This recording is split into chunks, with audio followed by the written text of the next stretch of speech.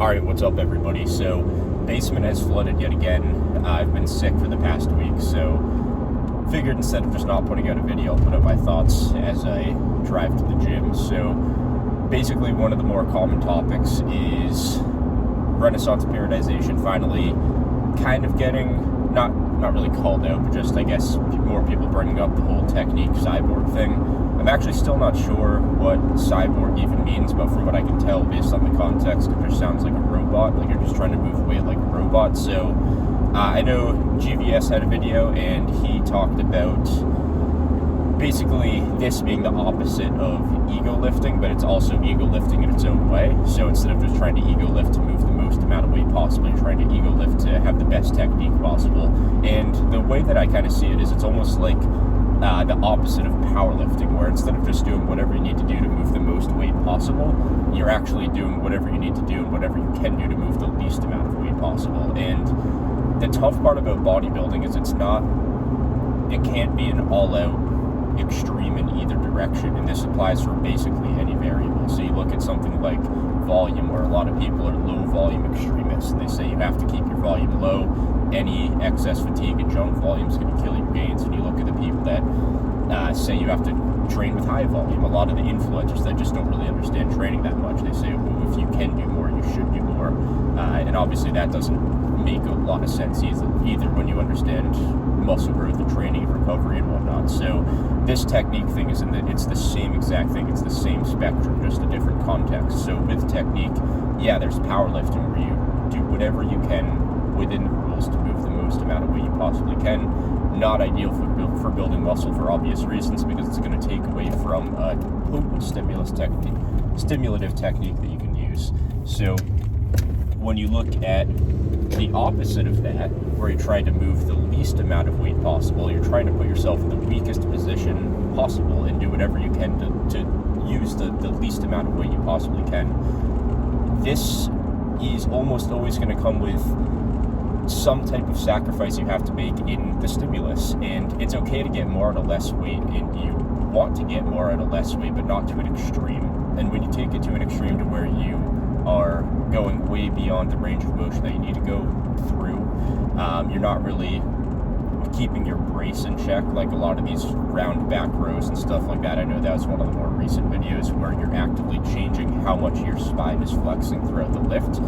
I'm not saying there's not a time and a place for that, but when you're losing your stability, when you're losing your balance, and when you're losing your brace, it's hard to have a high force output. You want to give your muscle a reason to fire every possible muscle fiber in that muscle so it can activate to its fullest potential and then put a lot of force out and it can grow.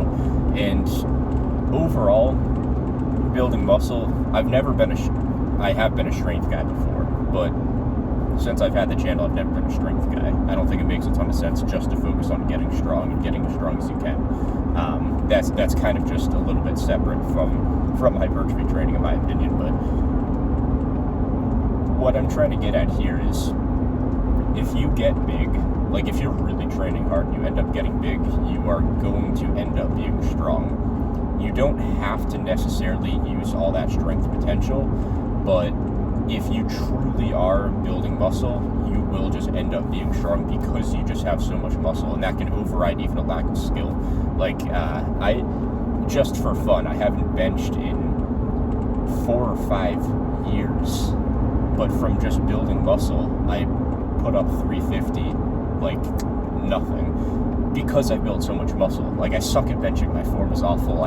The bar felt like it was going back and forth the whole time. It was all out of whack.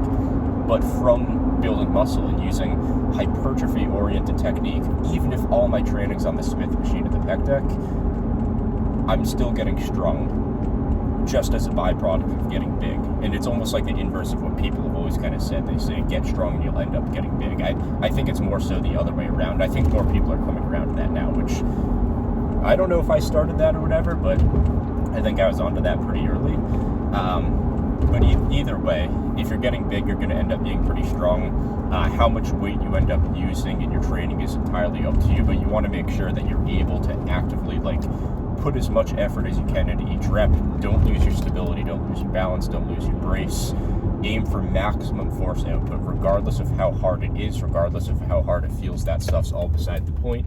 You want to be able to challenge that muscle as much as you can, and however much weight you're using is however much weight you're using. Like, one thing that people kind of take to extreme lifting is you have to have big weights to get big, and while bigger weights might have more stimulus, or at least more fatigue, you have to realize that by the time you're using big weights, you already built the majority of your muscle from lighter weights.